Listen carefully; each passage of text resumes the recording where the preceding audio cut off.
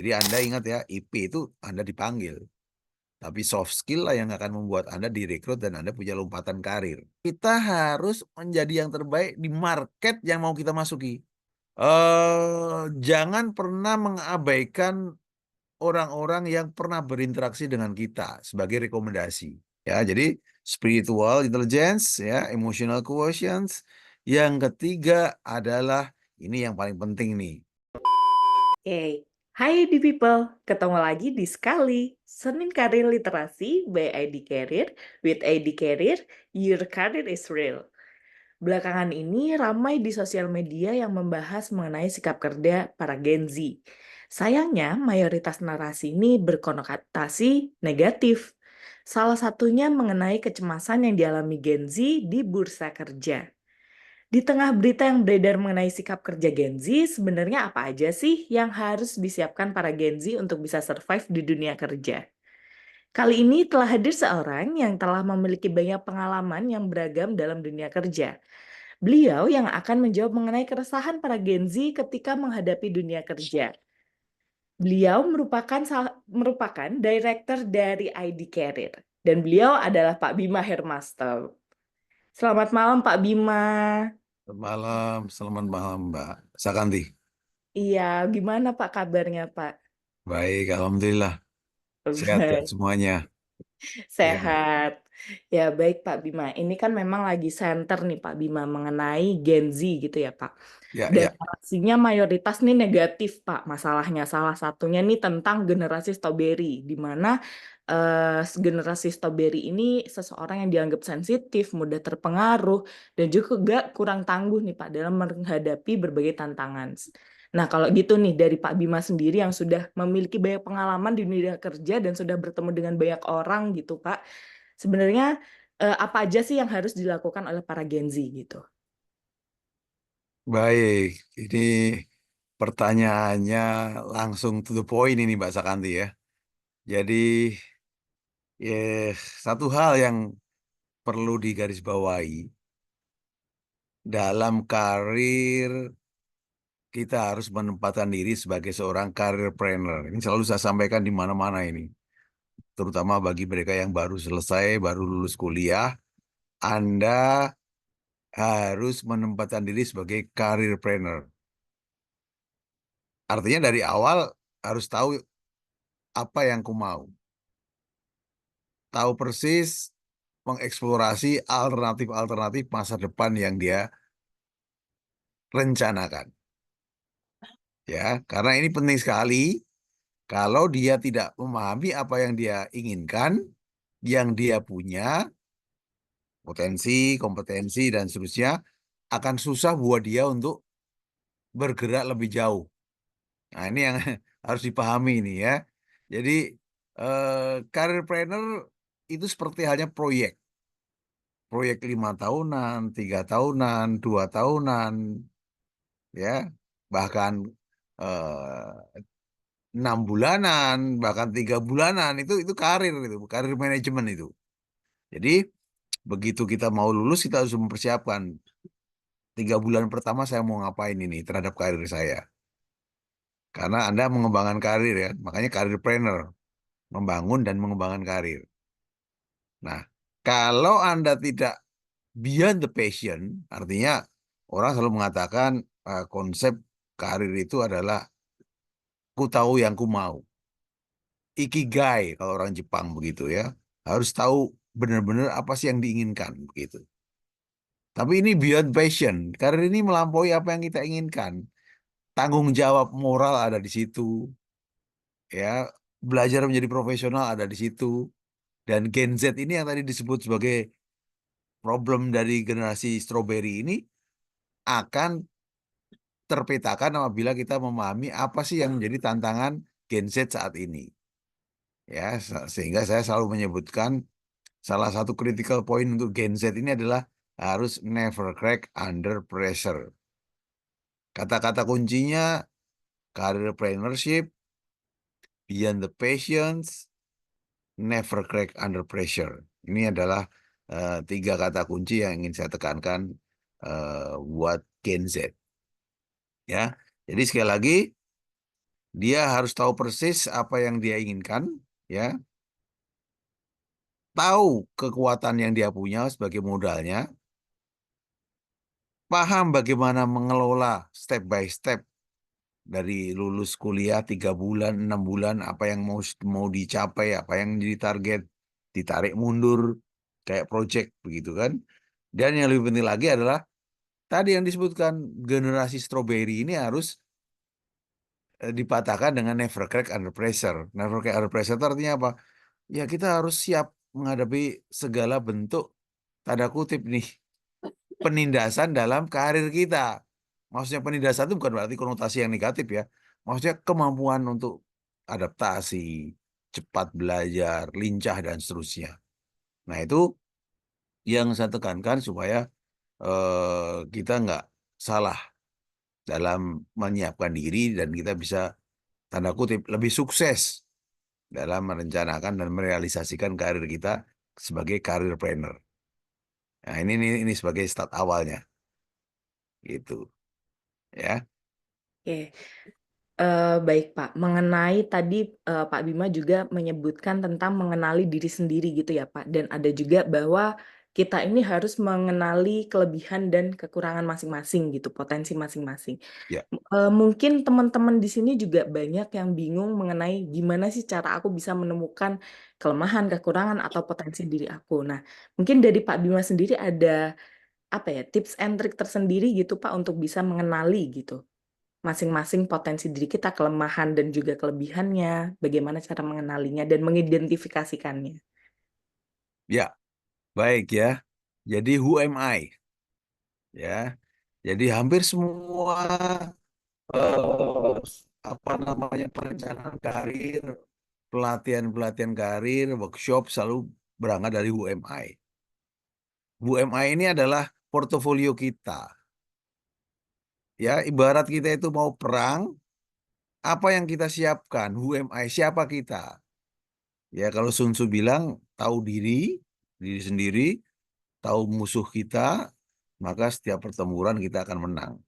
Tapi kira-kira kalau kita tidak tahu diri sendiri, tidak tahu musuh kita, maka bisa dipastikan setiap ada pertempuran kita kalah.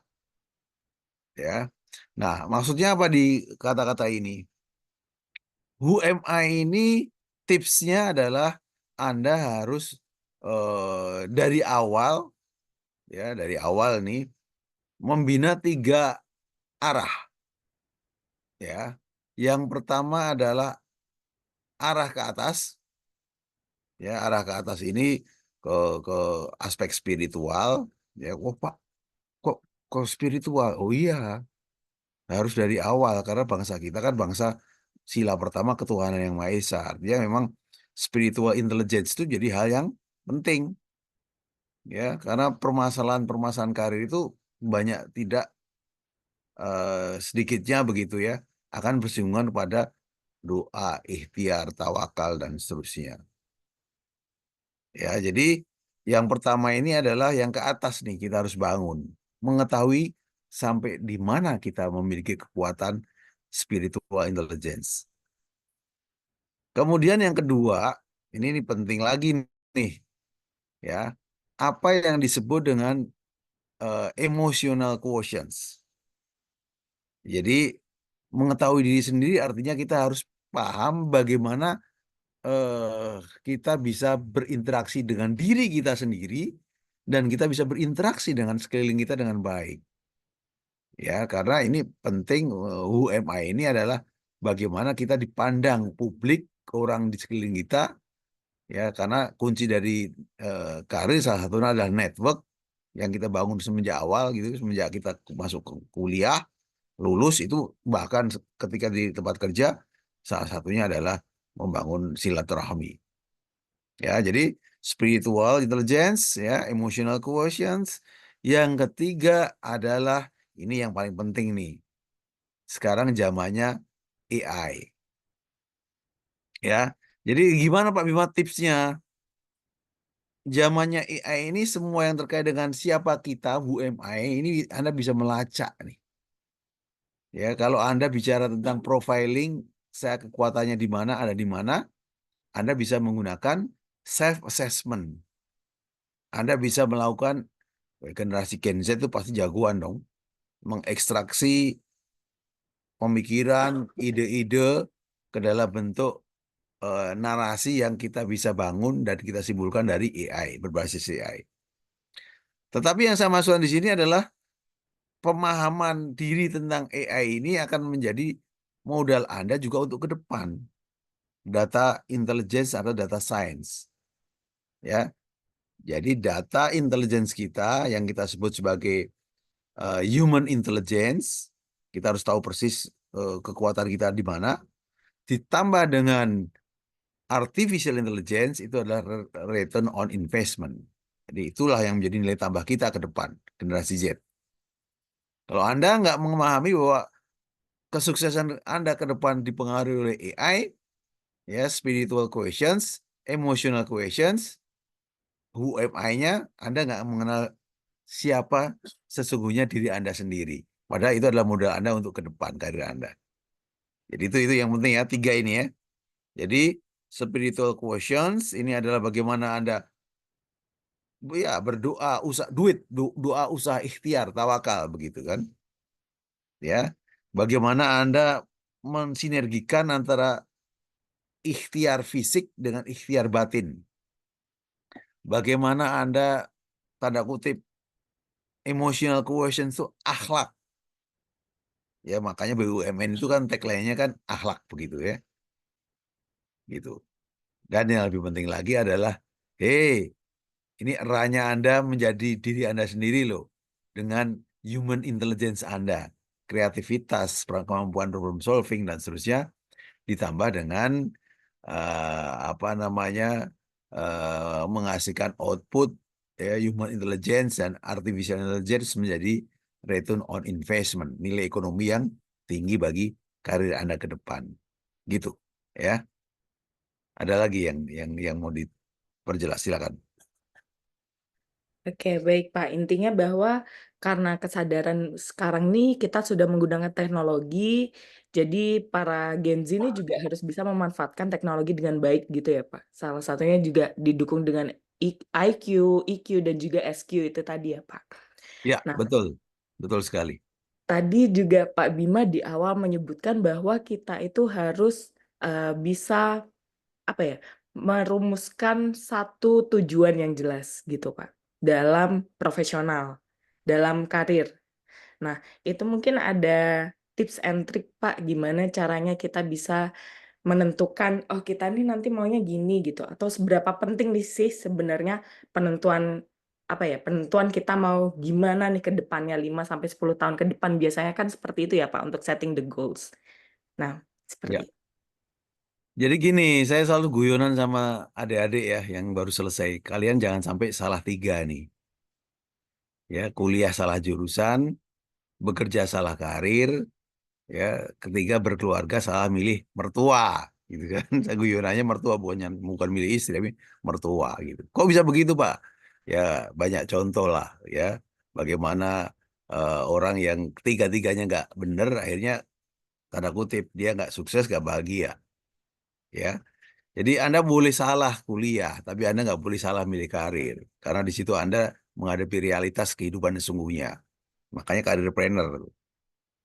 Anda nggak boleh salah penentuan yang berikutnya, milih mertua, milih istri, gitu. Karena itu akan bisa mendukung karir Anda kelak. Bisa jadi malah menghancurkan karir Anda kelak. Jadi harus hati-hati di situ. eh Tipsnya bagaimana? Jadi yang pertama yang harus Anda bangun semenjak awal kuliah, gitu ya, selalu selalu sampaikan ke mereka yang baru masuk, kalian harus jelas 4 tahun ini prioritasnya apa, visi Anda apa yang ingin dicapai dalam 5 tahun yang diturunkan dalam bentuk 2 tahun, 1 tahun, 6 bulan, 3 bulanan, setiap bulan, setiap minggu, setiap hari. Jadi tahun itu kumulatif hari, 365 hari. Dari 365 hari itu Anda mager terus atau Anda punya nilai tambah. Jadi visi itu penting kamu bangun dari awal. Ya, sama seperti halnya ketika kita bicara orang-orang yang berhasil dalam arti membangun bisnis dan juga karirnya, mereka selalu jelas gitu. Boleh kalian tanda kutip ngikutin Bill Gates ya, Mark Zuckerberg, ngikutin oleh Elon begitu ya, Elon Musk gitu ya, silakan. Ada yang lulus, ada yang DO, itu pilihan-pilihan yang ada ambil sebagai sebuah risiko yang harus dikelola. Tetapi yang saya ingin tekankan adalah kesiapan diri. Artinya ku tahu yang ku mau. Ya, kalau Anda enggak tahu apa yang Anda inginkan, Anda nggak akan fokus karena ini masalahnya persisten dan konsisten. Ya, 4 tahun menjadi 3 tahun, menjadi 2 tahun, menjadi 1 tahun, ya, menjadi 6 bulan, menjadi 3 bulan, menjadi 1 bulan, menjadi 2 minggu, seminggu, menjadi harian. Dan itu harus konsisten. Manjada wajada. Ya, nggak bisa kita ya pokoknya kita jalanin aja lah. Bisnis as usual artinya ya pokoknya kita nikmati aja, nggak bisa. Ada saatnya Anda harus bekerja keras, ada saatnya Anda untuk bermain secara keras. Work hard dan play hard ada waktunya sendiri-sendiri. Itu. Ya, jadi jelas yang ingin saya sampaikan, harapan orang tuamu harus seimbang dengan apa yang menjadi keinginanmu, ya. Apa yang menjadi ekspektasimu wujudkan dalam tindakan nyatamu setiap hari, ya, konsistensi itu sehingga implikasi Anda tentang sukses dan bahagia itu bisa tercermin dalam kehidupan Anda bahkan saat lulus kuliah, bahkan saat di wisuda. Jadi yang saya katakan mengasah spiritual quotients atau intelligence, ya, emotional quotients, ya, mengasah kemampuan digital literacy atau teknologi itu dibangun dari awal, dari sekarang, gitu. Dari yang lalu, kemarin, sekarang harus sudah kompeten, fully kompeten paling tidak begitu. Gitu, Mbak Sakanti. Baik. Nah, tadi ini untuk setting the goals itu kan sebegitu pentingnya ya, Pak. Tapi kan juga percuma tadi ya, Pak, bahwa setting the goals tanpa ada kompetensi apapun gitu. Nah, mungkin Pak Bima untuk para Gen Z nih biasanya juga keluhannya tentang soft skill gitu, Pak. Sebenarnya tuh soft skill apa sih yang harus dimiliki para Gen Z untuk menghadapi dunia kerja atau mungkin juga tidak Gen Z aja ya, semua generasi gitu yang harus dimiliki untuk memasuki dunia kerja gitu. Oke, baik ya. Saya selalu ngomong, IP itu yang membuat kalian dipanggil oleh HR, rekrutmen profesional. Itu IP itu yang akan Anda akan dipanggil. Rekomendasi dosen atau rekomendasi dekan atau rekomendasi rektor atau mungkin membantu rektor atau wakil rektor itu adalah modal awal untuk dipanggil. Dipanggil ikutin proses seleksi. Begitu ya.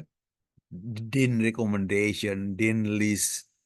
Itu menjadikan Anda prioritas bagi orang bagian HR untuk Anda dipanggil untuk interview.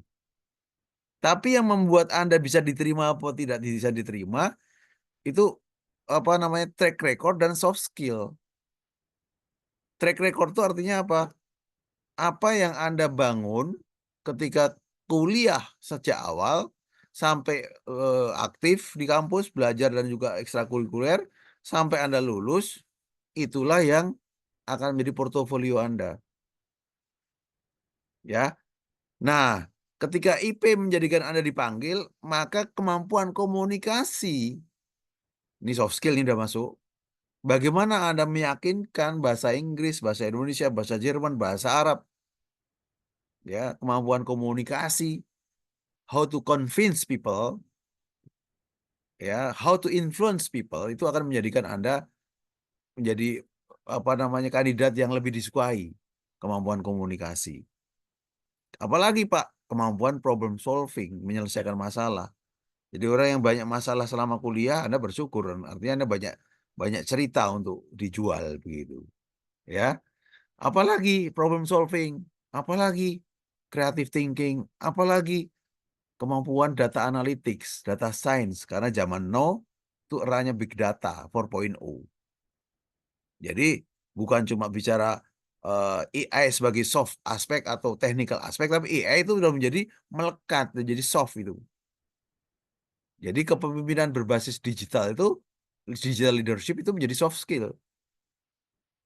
Jadi kalau Anda bicara, Pak, apa yang harus dikuasai? Ya jelas itu kemampuan komunikasi. Apalagi Pak komunikasi itu ya bahasa Inggris. Kalau kamu kerja jadi diplomat ya kamu harus menguasai bahasa Inggris, bahasa Arab, atau mungkin 5 bahasa.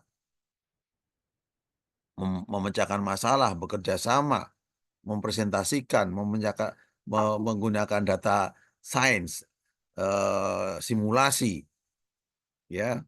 Kalau saya sampaikan 80% global konsultan dunia saat ini sudah menggunakan konsep human indigenous, human intelligence plus artificial intelligence equal to return on investment. Artinya itu yang membuat Anda melompat karir, direkrut, dipilih, dan juga Anda akan bisa membuat lompatan karir dalam 3 tahun ke depan. Nah, itu yang harus dipahami kalau misalnya kita apa namanya abai terhadap kemampuan komunikasi ya selesai itu. Jadi Anda ingat ya, IP itu Anda dipanggil, tapi soft skill lah yang akan membuat Anda direkrut dan Anda punya lompatan karir. Kira-kira gitu, Mbak Kandi. Baik, Pak. Nah, membahas tentang komunikasi nih, Pak. Ini juga, sempat menjadi perbincangan gitu di masyarakat. Sebenarnya untuk kemampuan soft skill, terutama komunikasi ini sebenarnya adalah gift atau bisa dipelajari atau seperti apa, Pak? Mungkin ada tips and triknya juga untuk mengenai soft skill di komunikasi ini? Ya, oke. eh Salah satu yang saya pelajari secara pribadi adalah saya ini sebenarnya seorang introvert. Susah untuk berbicara di depan umum, ngobrol basa-basi yang bagi saya nggak nyaman. Tahu kelemahan itu, tapi yang saya tanda kutip tuh, karir nggak ada yang nggak butuh komunikasi. Jadi saya ingat pada waktu itu, saya pengen ngomong di depan orang gimana caranya. Di kesempatan waktu itu ada lowongan untuk menjadi anggota resimen mahasiswa di Bandung, di ITB, di Mahawarman. Dan kebetulan waktu itu gratis makan sebulan, ya, dibiayai oleh organisasi, oleh senior, oleh alumninya. Maka saya ikut. Tujuan saya cuma satu, bagaimana bisa ngomong di depan orang banyak, ya, di depan pasukan pada waktu itu. Gimana caranya saya bisa ngomong, gitu. Nah itu yang saya kira apa namanya kemampuan komunikasi itu bicara tentang apa kesempatan begitu ya. Kemudian memanfaatkan momentum, dan yang lebih penting lagi adalah kita selalu mengambil opportunity yang memang diberikan oleh lingkungan. Sehingga pada waktu itu saya jadi komandan regu, komandan peleton, komandan kompi, komandan batalion, ya, berinteraksi dengan eksternal kampus, dengan internal kampus, ya, koordinasi, project management. Nah, itu yang akhirnya kita tidak disadari tapi itu terasa. Sehingga ada istilah kemampuan potensi mungkin cuma apa namanya batas tertentu, tapi kesempatan kita untuk mengembangkan diri itu tidak terbatas. Jadi saran saya adalah meskipun kita memang punya kemampuan terbatas untuk berbicara, untuk berkomunikasi, Anda nggak ragu-ragu bahwa setiap orang tuh punya kesempatan tidak terbatas untuk mengeksplorasi. Nah, dalam konsep psikologi modern, ya, strength based apa namanya development, setiap orang tuh punya keunikan. Jadi nggak ada tanda kutip introvert ekstrovert tuh menjadi kadang-kadang tidak relevan lagi. Ya, apa itu? Setiap orang tuh mampu dan bisa dengan keunikannya sendiri, cara berkomunikasi sendiri. Nah, itu yang harus dibangun karena setiap orang beda-beda. Jadi komunikasi nggak melulu bahasa tubuh, enggak, tapi moral, integritas, kejujuran, lead by example. Banyak banyak hal yang bisa kita kita gali, bisa kita kembangkan. Tapi intinya adalah ingat ya, potensi mungkin terbatas, tapi mengeksplorasi opportunity dan kesempatan tumbuh itu tidak terbatas. Gitu ya, ya gitu Pak Saranti. Baik, intinya tetap ada pribadi masing-masing mau berkembang atau tidak gitu ya Pak ya. Betul, betul. Nah, kalau gitu Pak, gimana caranya supaya kompetensi diri ini tetap kompetitif sebagai Gen Z dan bagaimana cara efektif untuk mencari peluang pekerjaan? Oke, kompetitif ya. Ya, Oke, definisi kompetitif itu kita menjadi apa ya? 5% di atas yang average dan juga below average 5% below and above. Artinya apa ya? Kalau bisa ya kita masuk yang terbaik ya. Kalau dalam bahasa bahasa ekstrimnya ya Anda harus bisa menjadi 10%, menjadi top grading. Top grading itu istilah dalam dunia manajemen sumber daya manusia, to be the best 10% available at the market, best talent. Ya. Jadi untuk menjadi yang terbaik Pak, kayak gimana itu? Kita harus menjadi yang terbaik di market yang mau kita masuki.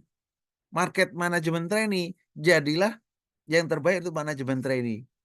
Pertanyaannya, profil untuk manajemen trainee itu yang kayak gimana?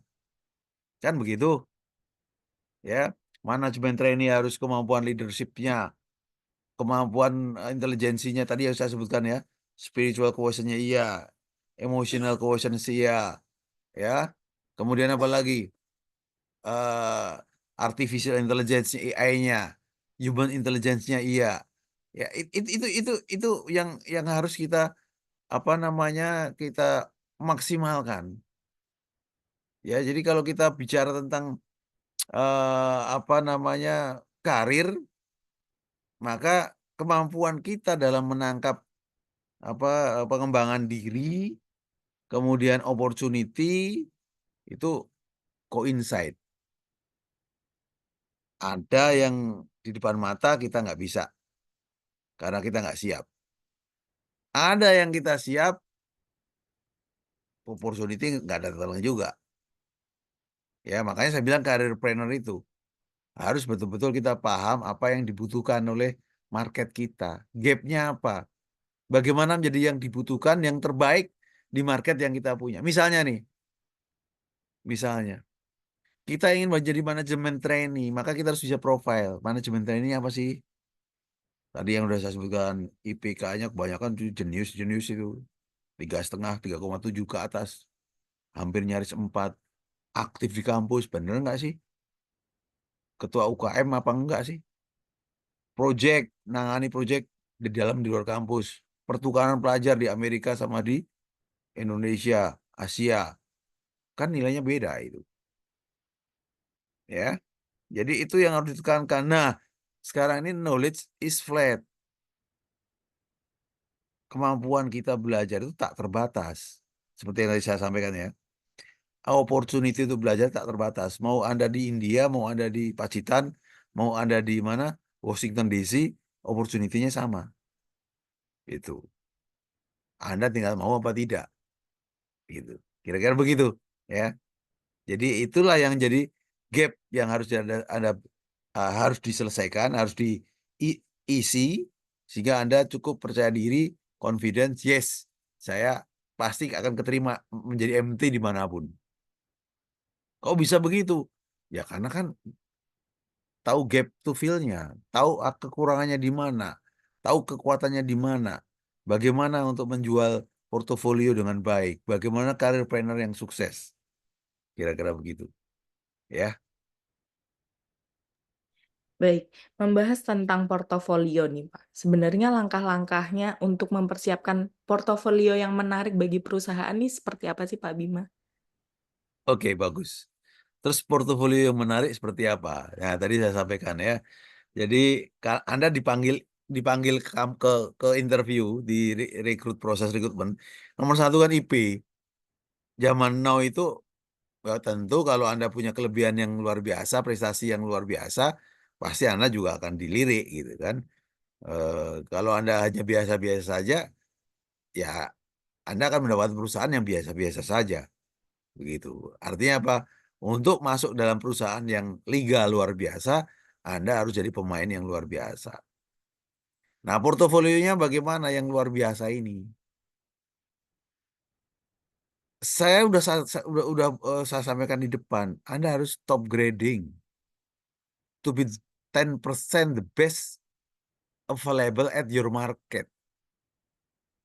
Portofolionya apa? Ya IP-nya harus tinggi, apalagi kemampuan komunikasinya harus bagus. Leadership-nya terasah dengan track record. Ya Pak, selama ini saya di kampus, nggak harus di kampus. Anda di Karang Taruna bisa, di luar kampus yang lainnya bisa.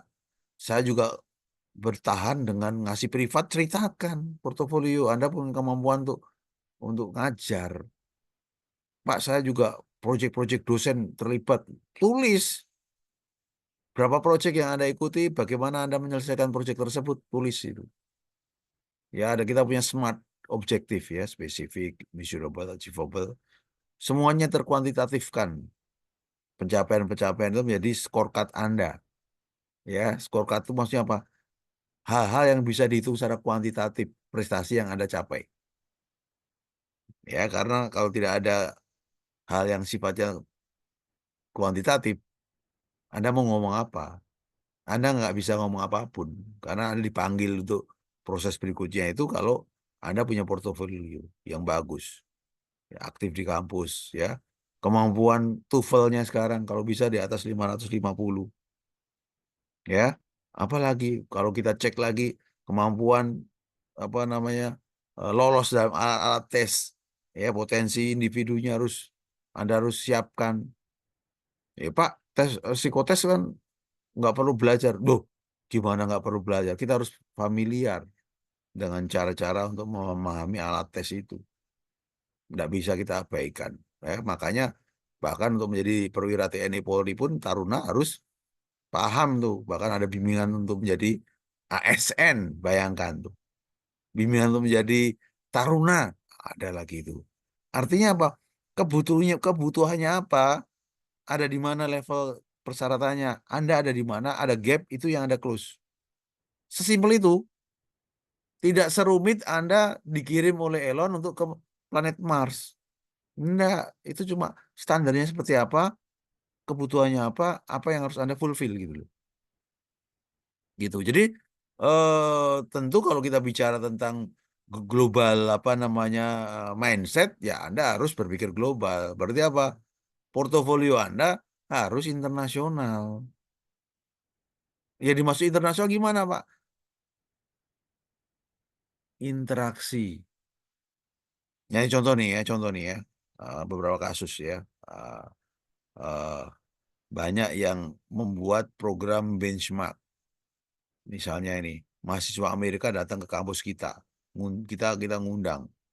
Begitu juga kita diundang ke Amerika. Nah, ini kan global mindsetnya udah terbentuk itu. Nah, kalau Anda pikir, sudahlah Pak, kita cukup jadi liga kampung aja Pak. Ya Anda akan kerja di pabrik tahu. Gitu. Kalau Anda udah berpikir, udahlah Pak, kita di kecamatan aja ya, di kelurahan aja ya sudah, kalian akan menjadi liga di pabrik tahu. Kecuali ekstrem. Maksudnya gimana? Anda ikut Indonesia Mengajar ditempatkan di Papua, sehingga Anda bisa bercerita bahwa saya bisa apa namanya bersosialisasi dengan masyarakat pedalaman, bisa memberikan hal yang luar biasa terhadap pendidikan di sana. Saya bisa bertahan terhadap ganasnya alam, ya siap dengan nyamuk dan seterusnya itu, Aedes dan seterusnya, malaria. Itu ceritanya lain. Jadi apa? Tugas Anda ngajar di pedalaman di Papua sebanding dengan Anda benchmark studi ke San Francisco gitu. Ini yang saya katakan semuanya ada bobotnya ya supaya portofolio Anda menjadi menarik itu. Loh, Pak Bima kok kayak gitu ya?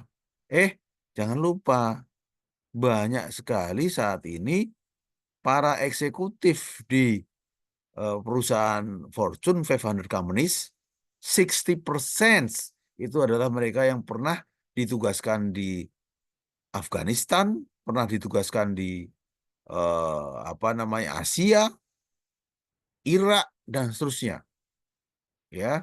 Karena itu adalah opportunity mahal yang tadi di awal udah saya sampaikan, never crack under pressure. Jadi kalau generasi Gen Z ini tidak never crack under pressure, portofolionya nggak menunjukkan dia capable dalam kondisi yang under pressure dia bisa bertahan, Anda nggak akan direkrut perusahaan-perusahaan top, apalagi perusahaan-perusahaan yang risikonya tinggi, oil and gas, mining, itu butuh orang-orang yang independen, mandiri, dan tahan stres. Kira-kira gitu, Mbak Sakanti. Baik, Pak Bima. Tadi mengenai portofolio, sekarang, kita geser sedikit mengenai personal branding, Pak Bima. Karena kan juga banyak informasi di media itu yang membahas mengenai pentingnya personal branding gitu ya, Pak. Nah, mungkin dari Pak Bima sendiri, apakah, ada cara-cara tersendiri bagaimana kita bisa membangun personal branding yang kuat dengan memanfaatkan sosial media? Oke, baik. Ini pertanyaan yang cocok sekali ya. Mbak Sakanti, saya punya buku, judulnya adalah Tips apa namanya karir untuk generasi Z. Ya, kurang lebih 100 halaman lah gitu ya. Nah, itu nanti kalau ada yang butuh silakan Anda kasihkan ke teman-teman yang Pak, ini ada ada hal yang mau saya tanyakan dari buku Pak Bima ya terkait dengan tadi personal branding atau apapun lah ya. Bagaimana manajemen portofolio, personal branding ada di situ. Ya, silakan nanti dibagikan bentuknya e-book ya. Jadi personal branding ini penting bukan setelah kerja, bahkan saat kita kuliah.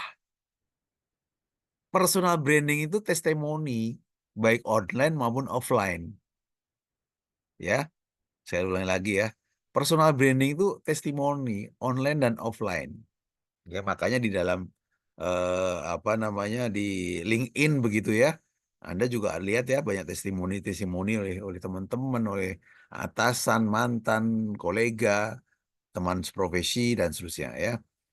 Jadi personal branding itu kalau kita kuliah itu adalah Anda berinteraksi dengan dosen pembina kemahasiswaan, dosen wali, para pejabat di kampus, dekan, pembantu dekan, wakil dekan, rektor, wakil rektor. Personal branding itu apa? Anda dilihat, dipersif oleh publik itu positif atau negatif. Sesuatu yang punya potensi sebagai future leader apa tidak gitu. Sehingga keluarlah namanya rekomendasi. Outputnya apa? Bentuk personal branding itu rekomendasi. Anda lulus, megang rekomendasi rektor, megang rekomendasi pembina aktivitas kemahasiswaan, dosen pembimbing Anda juga dapat, dekan rekomendasi dekan Anda dapat. Itu bukti Anda personal brandingnya bagus. Berarti apa? Anda mendapatkan respect dari para pihak yang berinteraksi dengan Anda dan orang-orang penting itu. Itu, ya. Nah, disitulah nanti Anda akan bisa memberikan gambaran secara offline maupun online. Loh, kok online Pak Bima? Lah, disitulah nanti di portofolio sosial media Anda muncul. Gitu. Kalau Anda nanya ke saya, Pak Bima, rekomendasi apa?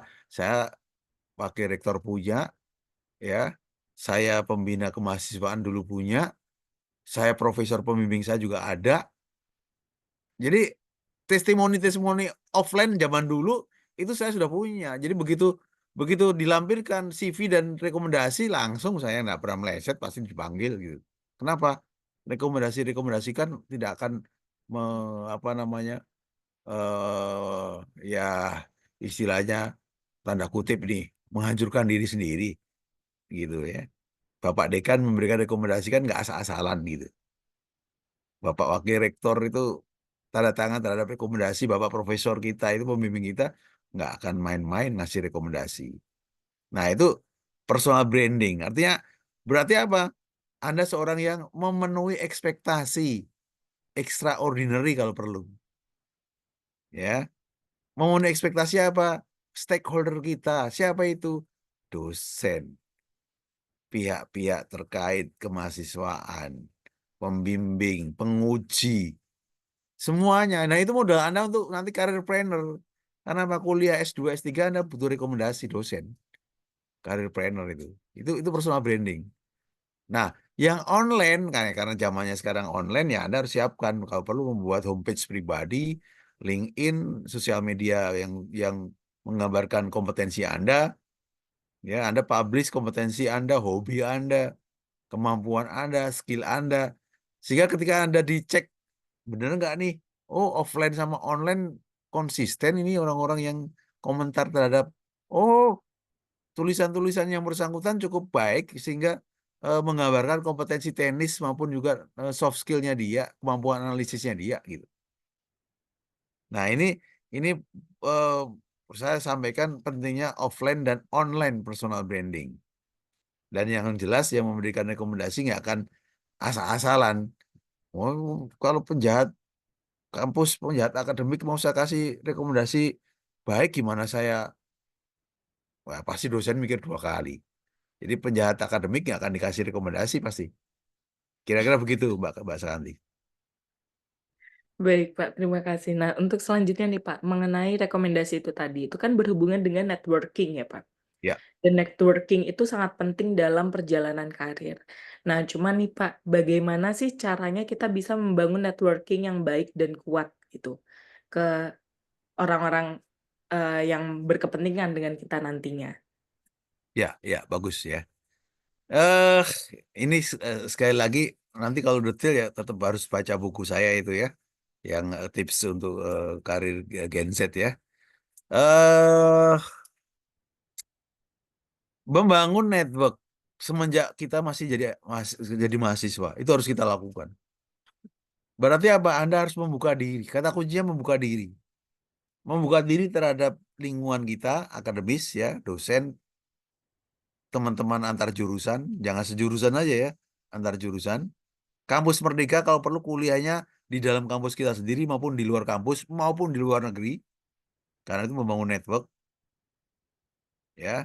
Saya ingat pada waktu itu saya udah dapat apa namanya interaksi dengan senior saya, Bim, kamu munculkan itu, kamu kamu pernah ke negara mana aja, visit di negara mana aja. Pada waktu itu kan masih langka itu tahun-tahun 90-an mungkin ya. Itu susah sehingga kita harus munculkan. Jadi dinasihati pada waktu itu. Bahkan tempat negara yang pernah dikunjungi itu dituliskan. Pulau-pulau, tugas proyek yang kamu tangani. Saya pernah ke Natuna waktu jadi mahasiswa. Ya, ke Medco Agro pada waktu itu. Sekian bulan. Apa yang dilakukan. Gitu. Terlibat dengan proyek di Banten. Ya, misalnya. Ya, membuat pabrik gula aren. Wah, itu masuk semuanya. Jadi artinya gini, eh opportunity yang datang ke kita dalam bentuk portofolio kita ambil. Yang dalam bentuk silaturahmi network juga kita ambil. Ya, eh perbanyaklah keterbukaan diri untuk berinteraksi dengan orang-orang secara lokal maupun internasional. Ini contoh saja nih. Saya magister manajemen di Undip, IP-nya saya 4. 4 nggak cuma 4, tapi 4 plus. Waktu itu diapresiasi karena apa?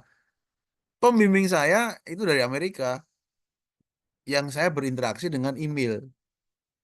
Ya, saya nggak belum pakai WA, telepon belum kan waktu itu. Pakai email. Begitu saya sidang, komunikasi saya sampaikan ya ke OHP begitu, bagaimana saya menyampaikan ide-ide saya, brainstorming dan juga meyakinkan pembimbing saya yang dari Amerika, saya diapresiasi oleh dosen-dosen magister manajemen Undip ya. Jadi bukan hanya IP-nya 4 tapi 4 plus gitu. Itu di state langsung oleh almarhum Profesor Suyudi pada waktu saya lulus saya diberikan itu. Ya, rekomendasi oleh beliau. Sehingga rekomendasi itu pula yang saya pakai untuk karir saya, juga untuk diterima di banyak perusahaan dan juga apa namanya melanjutkan S3 dengan lebih mudah karena udah ada rekomendasi. Nah, ini karir planner ya, karir planner. Nah, jangan pernah mengabaikan orang-orang yang pernah berinteraksi dengan kita sebagai rekomendasi. Ya, artinya Anda karir pun nanti di tempat kerja juga harus bangun, terutama atasan, mantan atasan. Jangan pernah kita bermasalah dengan atasan-atasan kita, karena itu adalah network kita. Gitu ya. Jadi sekali lagi, network di kampus, di luar kampus, di antar perguruan tinggi, kampus Merdeka, di luar kampus yang lebih luas, international environment, semua kita manfaatkan. Kerja praktek, ya, kerja praktek di dimanapun Anda mau kerja praktek ya, opportunity itu biasanya juga datang dari network. Kepada siapa?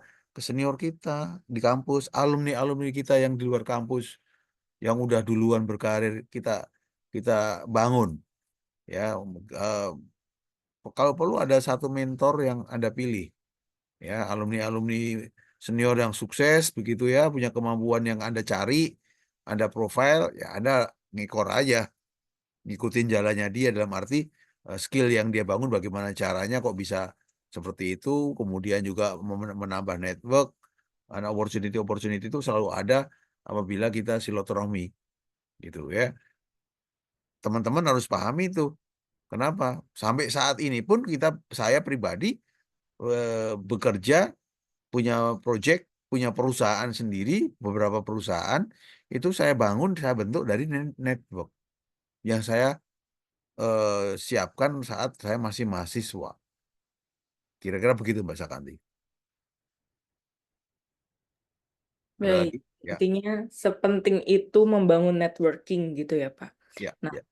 cuman begini, Pak, ketika kita memasuki dunia kerja, sebelum kita masuk kan tadi ada namanya seleksi, dan juga poin pentingnya ada di wawancara gitu ya, Pak. Nah, Pak Bima sendiri juga sudah melalui banyak sekali jenjang karir dan banyak sekali mewawancarai para calon pekerja gitu. Nah, dari kacamata Pak Bima sendiri yang sering mewawancarai para calon pekerja, terutamanya para Gen Z ini nih, Pak. Biasanya tantangan atau kesulitan atau hambatan apa yang biasa dialami oleh para Gen Z ketika melakukan wawancara kerja, Pak? Ya, yang pertama komitmen ya, antusiasme. Apinya itu kelihatan. Sebagai seorang interviewer itu kita tahu orang ini, kandidat ini ada apinya apa enggak gitu. Antusiasme, semangat. Ya kalau kalau kita menggunakan bahasa Jack Welch tuh si mantan CEO-nya General Electric ya, harus ada energinya, harus ada differentiator faktornya. Ya, faktor pembeda energinya itu apa gitu loh. Kalau nggak ada apinya, nggak ada antusiasmenya, Anda nggak akan bisa menunjukkan prestasi yang lalu maupun predik untuk yang akan datang gitu. Jadi kalau interview itu Anda tahu ya, kalau Anda nonton film-film tentang atau berita tentang kejahatan itu ya, kejahatan itu ada penjahatnya, ada polisinya yang penyidik begitu ya. Penyidik itu kan bicara bukti, ya, bicara spesifik ke apa namanya insiden yang bisa dibuktikan bahwa itu terjadi dan itu menggambarkan situasi Anda mengambil keputusan gitu, pada waktu itu. Sehingga dia di pressure untuk bisa menyampaikan apa yang seharusnya. Sehingga ada interview yang sengaja kita pressure gitu, kandidat. Kalau kandidat kita kita pressure dia ternyata tidak bisa survive, ya tanda kutip ya trade on reference checks misalnya gitu ya, di interview habis ini saya akan kontak mantan atasan mantan mantan pembimbing Anda ya untuk memastikan kelebihan kekuatan Anda, kekurangan Anda, kira-kira mantan bos atau pembimbing tugas akhir Anda akan ngomong apa gitu. Wah, saya nggak bisa ngomong Pak, gitu, apinya udah nggak ada ya. Kalau apinya nggak ada akan susah, artinya ini nggak akan bisa membakar diri sendiri maupun membakar timnya nanti. Gitu. Energi ini yang saya katakan penting semenjak awal. apa namanya, orang bisa kelihatan dalam proses rekrutmen interview. FGD juga sama. Tentu FGD ini kita bicara apa, kompetensi profile, problem solving, creative thinking, influencing, ya leading, ya conflict resolution, segala macam. Banyak kriteria yang bisa kita lihat dalam FGD. Tetapi yang mau saya sampaikan bahwa faktor utamanya adalah bagaimana dia punya aspek social intelligence, emotional quotient tadi, ya spiritual intelligence juga masuk ke di situ. Ya kemampuan-kemampuan yang tadi yang saya sebutkan, digital literacy itu udah sebuah kebutuhan. Anda nggak punya kemampuan digital literacy ya Anda nggak akan bisa lulus karena memang eranya 4.0, eranya adalah data science begitu, big data. Kira-kira gitu ya. Baik, Pak Bima. Nah, ini juga saya juga pernah membaca juga di sosial media Pak Bima mengenai wawancara. Ada beberapa calon pekerja itu yang ditanyai secara tiba-tiba dan spontan. Contohnya seperti ini Pak Bima.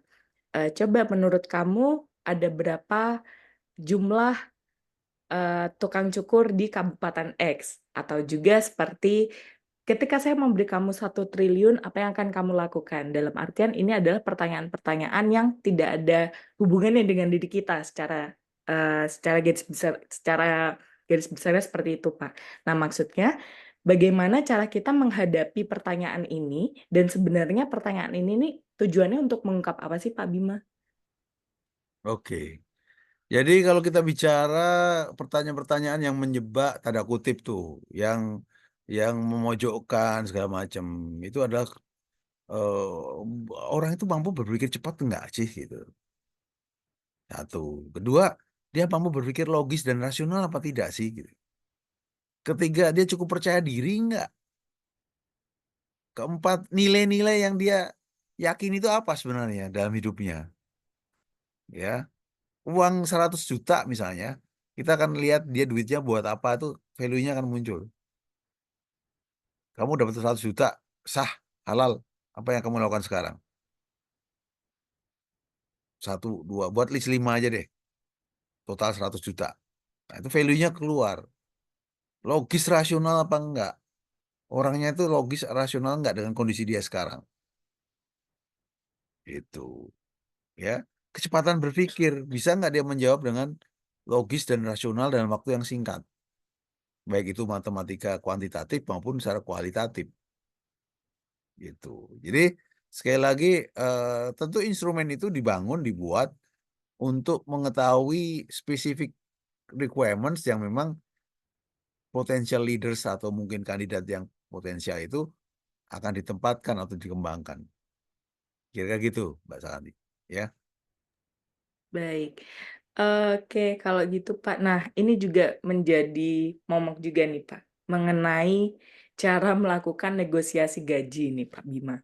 Biasanya kan dalam wawancara seperti itu. Nah, sebenarnya bagaimana sih cara kita melakukan negosiasi gaji yang baik dan kalau bisa sih tetap sesuai dengan apa yang kita mau gitu. Terima kasih. ya, gaji, gaji itu cuma dua kali Anda bisa negosiasi.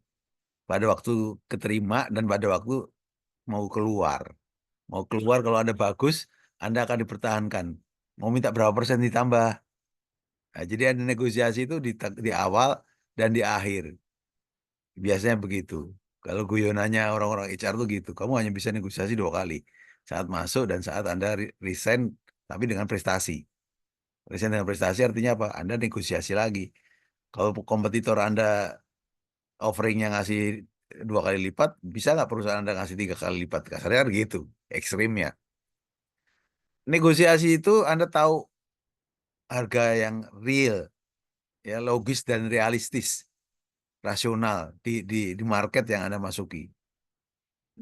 Jadi jangan sampai Anda overpaid, overqualified, ya, atau bahkan terlalu jauh underpaid, tapi Anda juga under qualified. Jadi artinya apa? Anda harus tahu marketnya.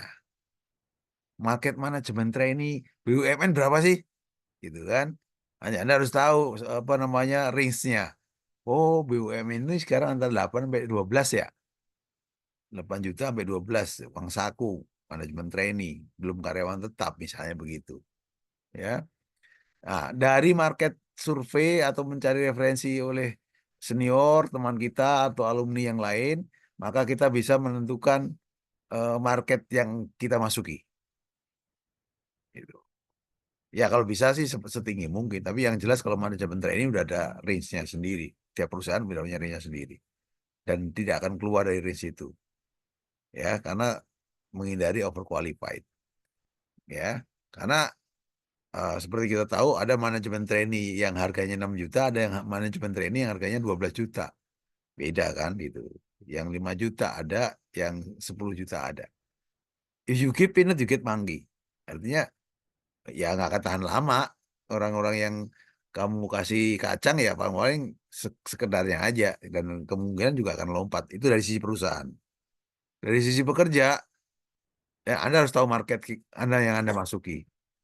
Ya, jadi referensi market, apakah bentuk salary survei yang selalu dikeluarkan oleh lembaga-lembaga yang ngasih referensi secara umum ya, guideline umum, ya Anda baca itu. Oh, untuk jadi staff accounting perusahaan multinasional sekian, BUMN sekian. Oh, manajer GM perusahaan asing sekian, manajer di perusahaan asing sekian, perusahaan lokal sekian, BUMD sekian, BUMN sekian. Artinya salary survei, market surveinya Anda harus tahu. Yang kedua fleksibel. Fleksibel itu artinya apa? Ya, Anda jangan ngotot-ngotot banget lah gitu. Kalau memang masih posisinya nganggur, ya jangan sok-sokan untuk jualnya tinggi gitu loh. Ya, kecuali kalau memang portofolionya Anda bagus, yang ngantri Anda, yang minang Anda lebih dari 10 gitu. Dan itu adalah sesuai bidang yang Anda mau gitu loh. Ini nggak ada yang nyenggol sama sekali, Anda pakai, oh ya Pak, sesuai dengan market survei yang saya baca, wah jangan gitu. Ya artinya kita kita tahu persis lah, kita ada studi awal lah, kira-kira ya insider lah, informan ya, kita punya saudara atau teman, punya senior, kira-kira berapa mas kalau untuk posisi ini di situ, oh segini deh, nah itu mana main di situ lah itu ya, karena ada namanya ada mid ada max. Perusahaan nggak akan ngasih Anda di atas 100%. New recruitment, new hires itu biasanya di bawah mid-nya. Kalau mid-nya 10 juta, ya Anda nggak akan dikasih 10 juta, paling sekitar 8-9 juta. Karena apa? Ada room for salary adjustment. Gitu. Itu pentingnya market survei internal kita. Gitu. Artinya calon karyawan sendiri juga harus nyari literatur. Gitu, Mbak Sakanti.